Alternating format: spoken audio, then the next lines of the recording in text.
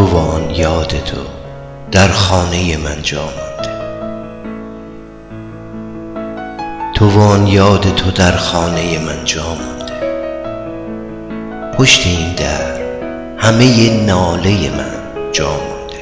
خستم از این دنیا که سر تا سرش آشوبه، زمونه ای که توش بد بودن خوبه. روز و شبم تاریک و مثل خودم غمگینه، هر ثانیه بی تو مثل غروبه. هفته به هفته بی تو بارونی میشن ابرا، نیستی غمم میگیره تک و تنها.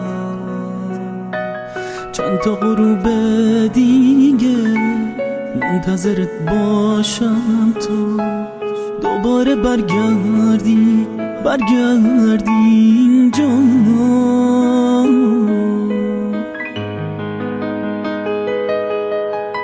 بعضی شبا حس میکنم نزدیکمی و زندگیم عطر تو پیدا میکنه. تو بهترین حادثه ای که اتفاق افتادن دنیا رو زیبا میکنه. از این شبا حس میکنم نزدیکمی و زندگیم عطر تو پیدا میکنه. تو بهترین حادثه ای که اتفاق افتادن دنیا رو زیبا میکنه.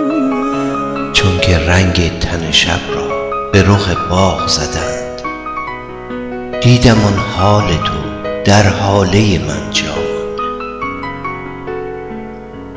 هر شب از خانه گذشتم نم باران میگفت، حسرت اشک تو در چشمه من جا مانده.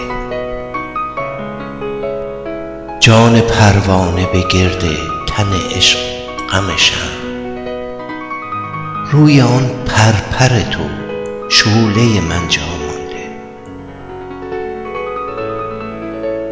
اخگر و تیشه فرهاد و غم مجنونم، پشت این در خود آن واله من جا مانده.